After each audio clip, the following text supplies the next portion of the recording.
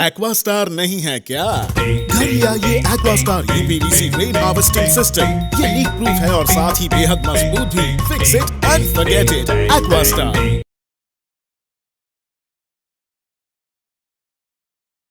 25th BSNL Formation Day. We are celebrating the 24th anniversary, but we are celebrating 25th Formation Day, and we'll have a year of celebrations to commemorate the 25th anniversary, which will come the next year. Okay. Now, over the past 25 years, BSNL has stood at the forefront of providing reliable and affordable telecommunication services across India, including the farthest and the most remote regions. Take for example our Andaman, from Diglipur to Campbell Bay, we are there. We were here. Before anyone could be here, we were here. We were providing, from the basic telephones, we were providing the communications. And now we have given an opportunity for the others to come. Okay, they are coming with maybe some foreign made equipment and other things.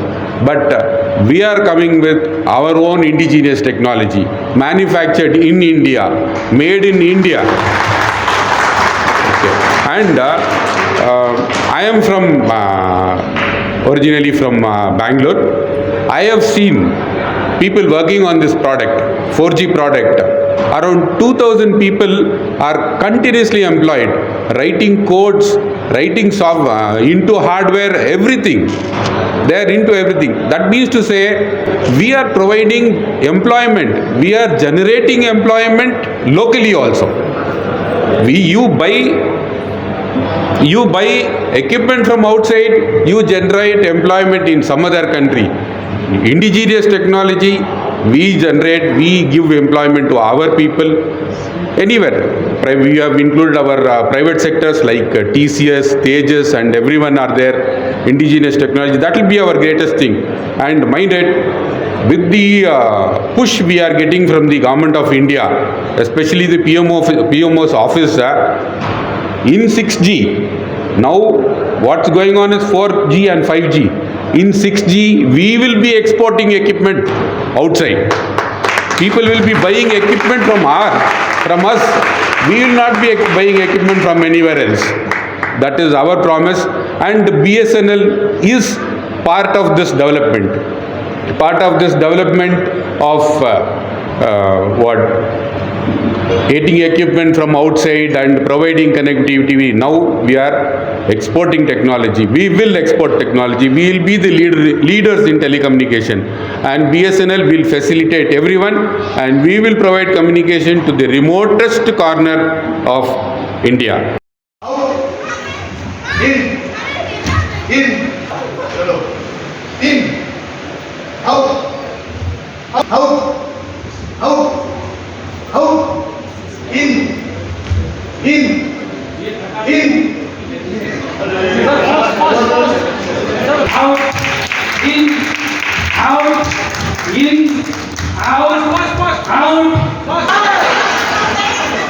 सभी को नमस्कार। अभी हम लोग इस वक्त Tagore college का auditorium में हैं, और आज का दिन बहुत अंडमान के लिए हम बोले कि बहुत इंपॉर्टेंट डे है, क्योंकि आज BSNL का आज 25 ईयर्स कंप्लीट हुआ है। क्योंकि आप जान सकते हैं कि अंडमान का नेटवर्क कनेक्टिविटी में BSNL सबसे बड़ा रोल प्ले करता है, और BSNL नहीं तो अंडमान का नेटवर्क ही एक तरह का नहीं है। तो हम लोग साथ में BSNL का कुछ स्टाफ्स है, तो ऑफिसर्स हैं, उन्हीं से बात करते हैं कि उनका किस तरह का सेलिब्रेशन हो रहा है उनका। तो आइए बात करते हैं। मेरा नाम मोहम्मद यूनुस है, मैं सब डिविजनल इंजीनियर हूँ मोबाइल प्लानिंग में।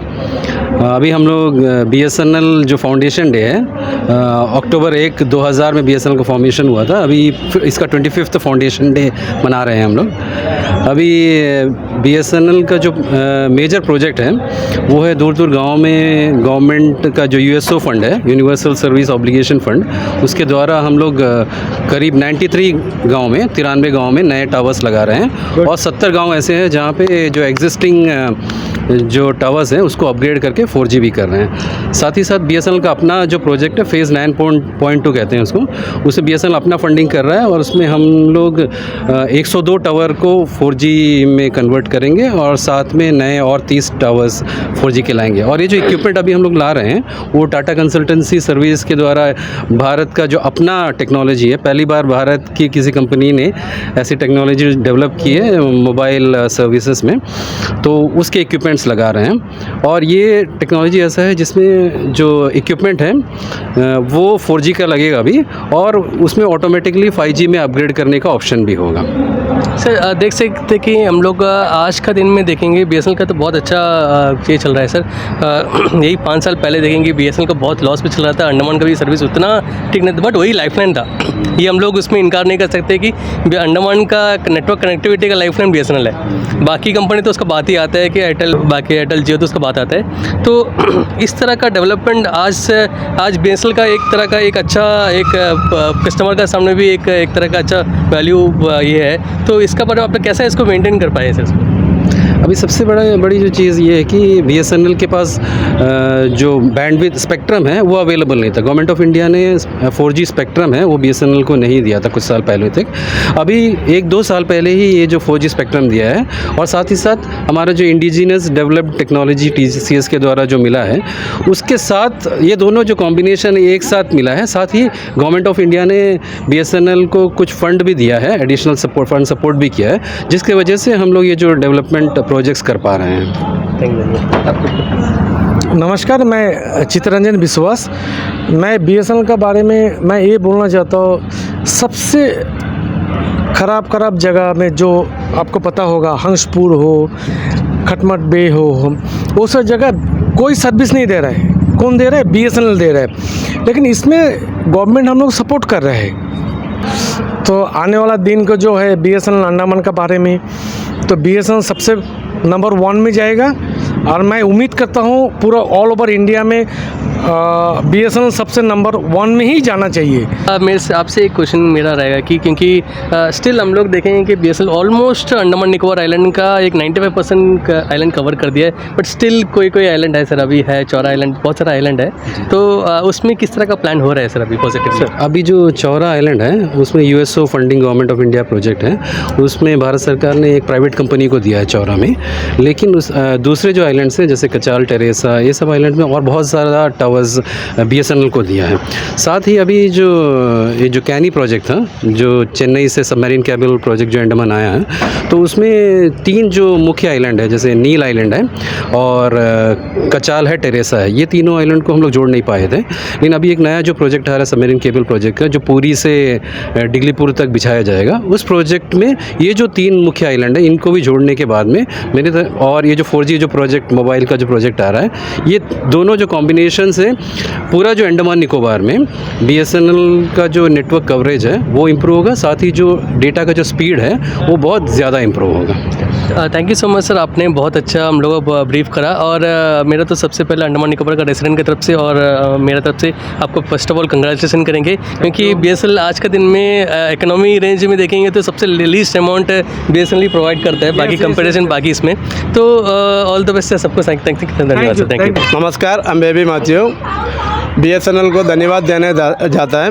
BSNL अंडमान में गवर्नमेंट सेक्टर है, प्राइवेट वाला एयरटेल है, जियो है, बहुत सारा आया, लेकिन अंडमान में खाली एक ही BSNL वाला हम लोग का रूरल एरिया में मायाबंदर है, कैम्बल वे है, डिगलीपुर है, हम लोग का कचाल, तेरेसा, जो भी अंदर एकदम इंटीरियर जगह में कोई प्राइवेट कंपनी अंडमान से गया ही नहीं है। अंडमान में आके सेंट्रल में आके बैठा है। अंडमान निकोबार मैक्सिमम लोग गया, हम लोग गया, हम लोग ऐसे एक एरिया है, इंडिया का इंटरनेशनल टूरिज्म जगह है, वो जगह में खाली प्राइवेट वाला गया हुआ है पैसा कमाने के लिए। खाली BSNL ऐसे है, BSNL अभी से नहीं, जब से हम लोग अंडमान आया 1992 में, उसी टाइम से देखो लैंडलाइन चलता था, खाली BSNL का था। एक हम लोग का लाइफ लाइन है BSNL, क्या मेलान में बात करना, कुछ भी करना, BSNL खाली था, प्राइवेट वाला नहीं है। BSNL को धन्यवाद देने जाते हैं हम, क्यों इतना पुराना, इतना पहले से भी सारा इंटीरियर निकोबार है। देखो कोरोना का टाइम है, सुनामी के टाइम में भी कोई नहीं था, उसी टाइम BSNL का स्टाफ भी कोरोना का हम लोग का जो सुनामी आया ना, सुनामी के टाइम में भी है, इतना काम किया, अचीवमेंट ये लोग किया। अभी अब हम लोग आ गया अंडर केबल आया, ये सब BSNL के लिए एक अच्छा प्लस पॉइंट है। वो लेके अभी प्राइवेट वाला भी चलाता है, इसलिए BSNL को धन्यवाद देने जाते हैं। वो लोग का 25 ईयर का ये डे सेलिब्रेशन मना रहे हैं, उसके लिए धन्यवाद देते हैं हम।